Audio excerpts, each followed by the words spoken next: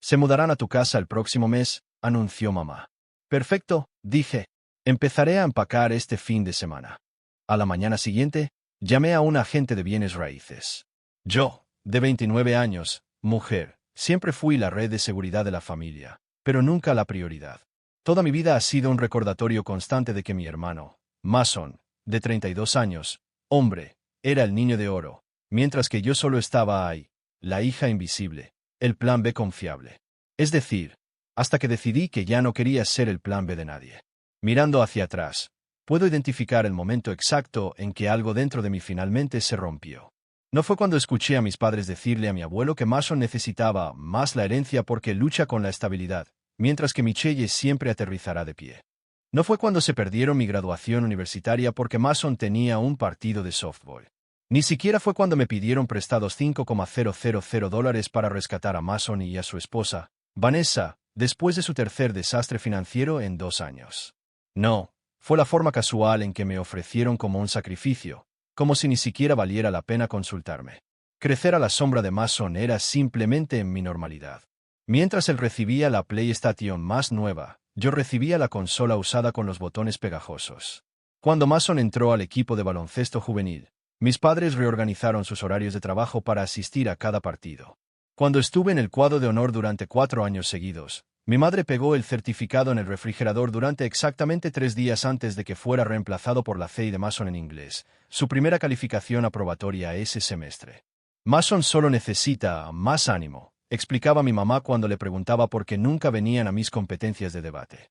Eres tan autosuficiente, Michelle. Siempre has sido nuestra pequeña adulta. Pequeña adulta, código para no tenemos que preocuparnos por ti. Así que no lo hacemos. A pesar del constante trasfondo de negligencia emocional, seguí adelante. Mientras Mason abandonaba la universidad estatal que habían pagado por completo después de solo 3 semestres, yo trabajé en 2 empleos para pagarme la escuela. Obtuve becas. Me gradué con honores.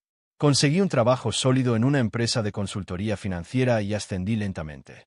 A los 27 años, había ahorrado lo suficiente para el pago inicial de una modesta casa de 3 habitaciones en un vecindario decente.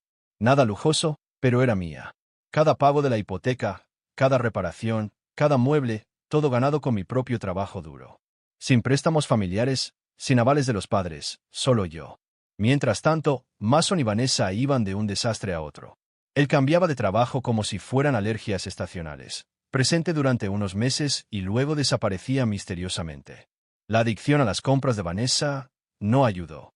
Tampoco la brillante decisión de Mason de invertir $10,000, prestados por nuestros padres, en una criptomoneda que mostraba rendimientos iniciales prometedores. A pesar de todo, mis padres siguieron facilitándole las cosas. Y de vez en cuando sus propias finanzas se veían afectadas por apoyarlo, recurrían a mí. Solo un pequeño préstamo, decía mi padre.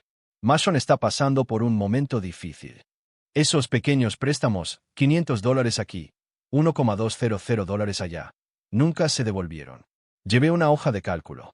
En 5 años, le había prestado a mi hermano más de $15,000, dinero que sabía que nunca volvería a ver.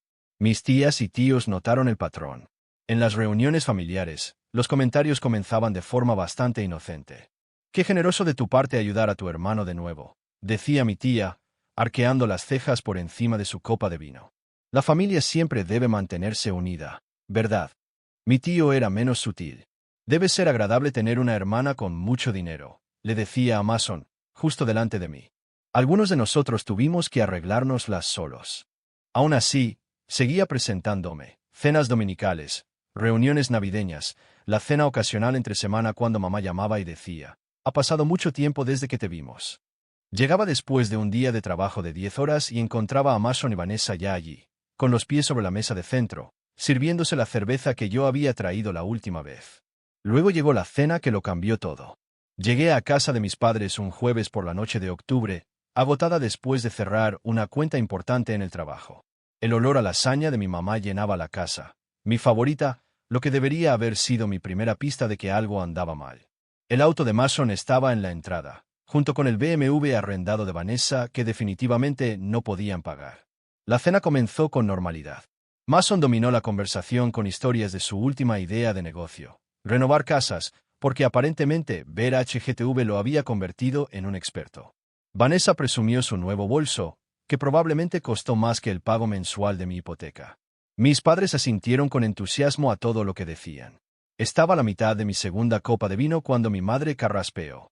Bueno, hemos estado hablando, comenzó, mirando a mi padre en busca de apoyo, sobre la situación de Mason y Vanessa. Se me hizo un nudo en el estómago. Aquí viene, pensé. Otra solicitud de préstamo. Revisé mentalmente el saldo de mi cuenta bancaria, calculando cuánto podía prescindir sin tocar mi fondo de emergencia.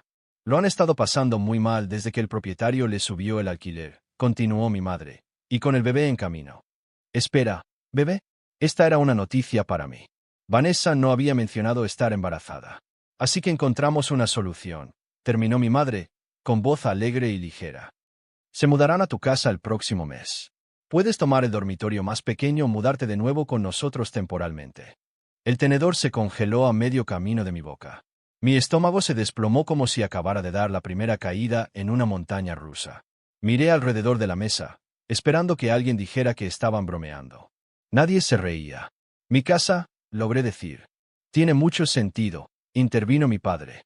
Tu casa tiene 3 habitaciones. No necesitas todo ese espacio solo para ti. Además, agregó Vanessa, ya desplazándose por su teléfono, encontré el juego de muebles perfecto para la habitación del bebé que encajaría perfectamente en esa habitación delantera con la ventana mirador. Mi ventana mirador. En mi casa, que yo pagué. De esta manera no tendrás que preocuparte por mantener una casa tan grande tú sola, dijo mi madre, extendiendo la mano para darme una palmadita. Realmente es la solución más práctica. No estaban preguntando. Estaban diciendo. Habían tomado esta decisión sin mí. Como si mi casa, por la que había trabajado 60 horas semanales para pagar, fuera propiedad comunitaria. Como si yo fuera propiedad comunitaria. En ese momento, algo dentro de mí finalmente se rompió. El último hilo de obligación se cortó limpiamente. Force una sonrisa. Claro, tiene sentido. ¿Cuándo pensaban que se mudarían? El alivio alrededor de la mesa era palpable. Los hombros de mi madre se relajaron. Mi padre asintió con aprobación. Mason y Vanessa intercambiaron miradas victoriosas. Pensábamos que el primer día del mes, dijo Mason. Eso te da unas 3 semanas para organizar las cosas. 3 semanas. Me estaban dando 3 semanas para entregar mi vida. Perfecto, dije, tomando otro sorbo de vino para ocultar el temblor en mis manos. Empezaré a empacar este fin de semana. El resto de la cena pasó como una nebulosa. Asentí en los momentos oportunos, sonreí cuando se esperaba y morí un poco por dentro cada vez que Vanessa mencionaba otra parte de mi casa que planeaba cambiar. Cuando finalmente subí a mi auto para conducir a casa, mis manos temblaban tanto que apenas podía agarrar el volante. Las lágrimas quemaban senderos calientes por mis mejillas. Me detuve después de unas cuadras, incapaz de ver a través de la visión borrosa de la ira y la angustia. Me senté allí, con el motor en marcha, y grité hasta que me quedé ronca. Luego respiré hondo, me sequé los ojos y tomé una decisión. Si tanto querían mi casa, podían tenerla. Pero no sería de la forma en que esperaban. Mi empresa me había ofrecido un ascenso 2 meses antes, consultora senior, con un aumento salarial del 35%. El problema, tendría que mudarme a nuestra oficina de Chicago. Había estado dudando, sin querer alejarme de la familia a la que, a pesar de todo, todavía me sentía atada. Esa atadura acababa de cortarse. Llamé a mi jefe a las 11:30 de la noche de esa noche. Aceptaré el puesto en Chicago, dije sin preámbulos cuando respondió. Eso es fantástico, Michelle, respondió, sonando sorprendido pero complacido. ¿Cuándo puedes empezar? ¿Qué tan pronto me necesitas? Bueno, cuanto antes mejor. La cuenta de Hawkins está fallando sin liderazgo. 3 semanas, dije con firmeza. Estaré allí en 3 semanas. La fecha límite no fue una coincidencia. A la mañana siguiente, llamé a una agente de bienes raíces, no a la que conocían mis padres, sino a una mujer del pueblo de al lado. Publiqué mi casa a un precio competitivo, justo por debajo del valor de mercado para asegurar una venta rápida. Las fotos subieron el viernes. El lunes, tenía 3 ofertas. El miércoles, acepté una oferta en efectivo con un cierre de 21 días. El tiempo iba a ser perfecto. Durante las siguientes 2 semanas, viví una doble vida. Para mi familia, era la hija obediente, que preparaba mi casa para la llegada de Mason y Vanessa. Mencioné deshacerme de los muebles para hacer espacio para la habitación del bebé, lo que explicaba las cajas de mudanza y los armarios llenos. Pregunté por los colores de la pintura y las preferencias de cortinas. Incluso invité a Vanessa a planificar el espacio. Caminó por mi casa como si ya fuera suya, señalando dónde iría su sofá seccional, qué paredes pintaría, cómo arrancaría el huerto que había cuidado con cariño durante 2 años porque simplemente no es mi estilo. Cada comentario condescendiente, cada suposición con derecho, facilitó el seguir adelante con mi plan. Mientras tanto, estaba desmantelando metódicamente mi vida en preparación para mi escape. Me transferí a un nuevo banco, dejándolo justo en mis cuentas antiguas para evitar sospechas.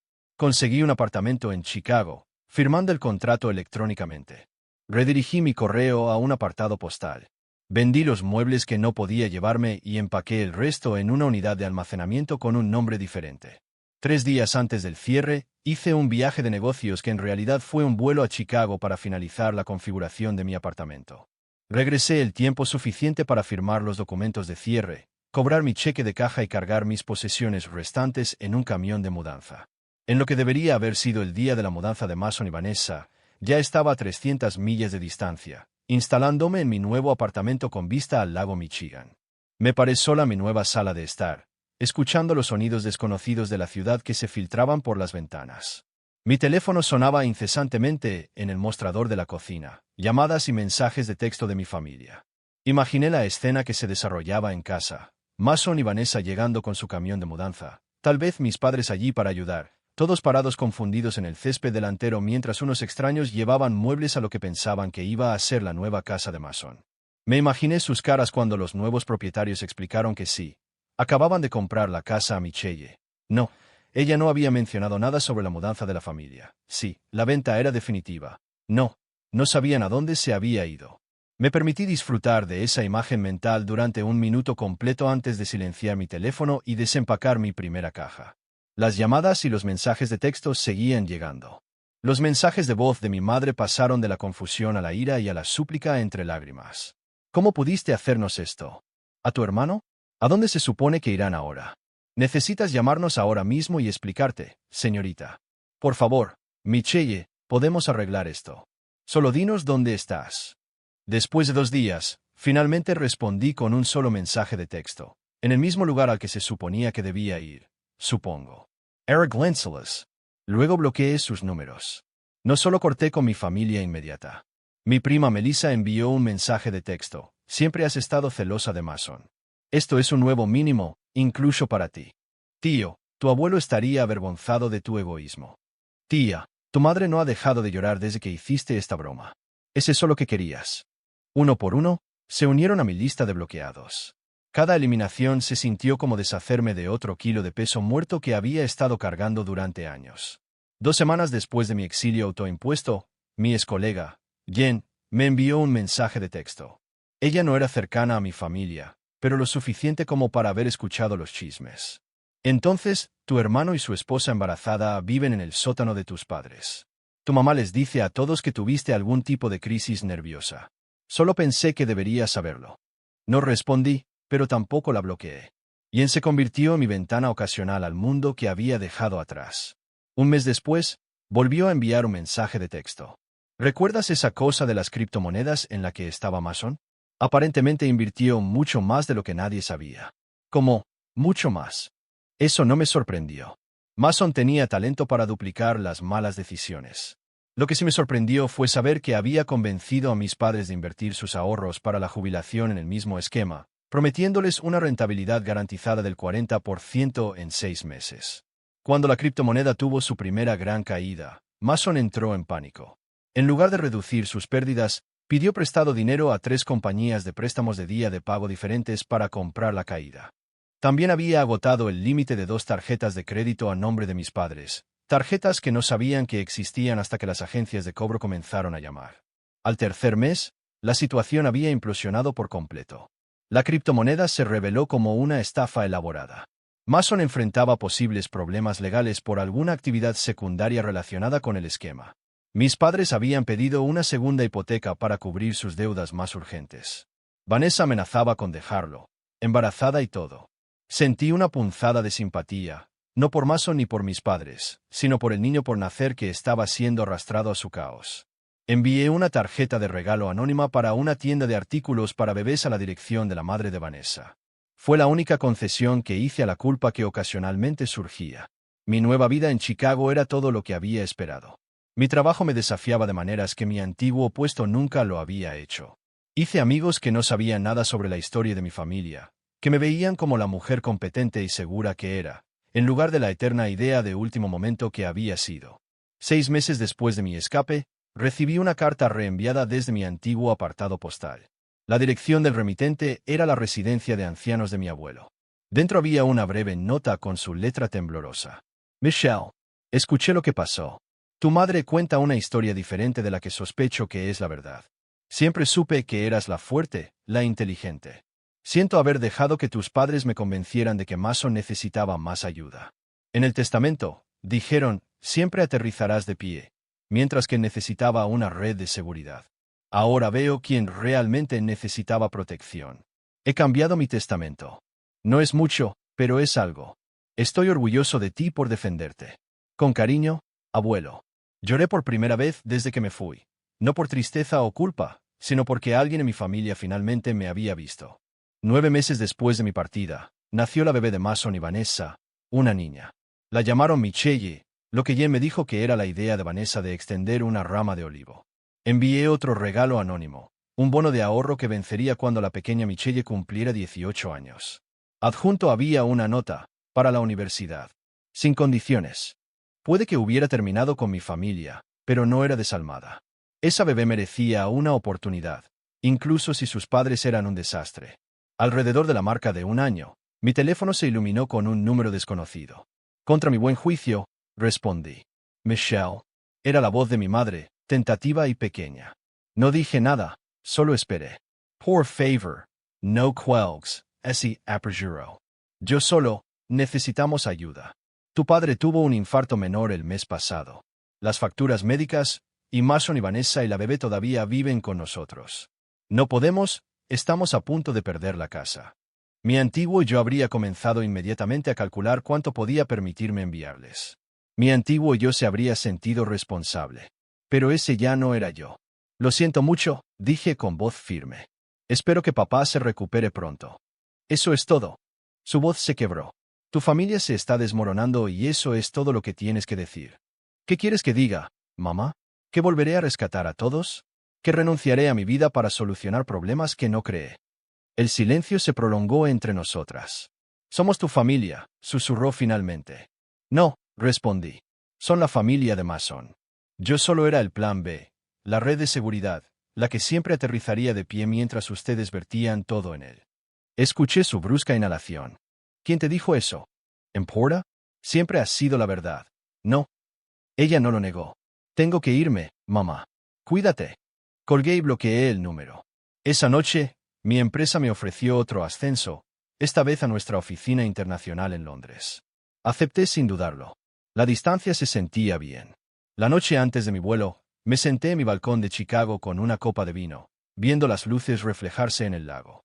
Pensé en la chica que había sido, siempre esperando la aprobación, siempre dispuesta a prenderme fuego para mantener calientes a los demás. Esa chica se había ido. En su lugar había una mujer que entendía que la verdadera familia no te deja seco y lo llama amor, que los límites no son egoístas, son necesarios, que a veces alejarse no es rendirse, es finalmente permitirte avanzar. Había perdido una familia, pero me encontré a mí misma. Y al final, ese fue el mejor intercambio. Levanté mi copa por el horizonte de Chicago, por los nuevos comienzos, por el poder del no, por la libertad inesperada que surge de finalmente ponerte a ti misma en primer lugar. Mi teléfono sonó con un mensaje de texto de mi nueva compañera de piso de Londres, confirmando mi hora de llegada. Mañana traería a una nueva ciudad, nuevos desafíos, nuevas oportunidades para construir la vida que merecía. Mi familia había esperado que fuera su red de seguridad eterna. En cambio, me convertí en la mía propia. Esperaban que me prendiera fuego para mantenerlos calientes. En cambio, me alejé y construí mi propio fuego. Y nunca volvería al frío.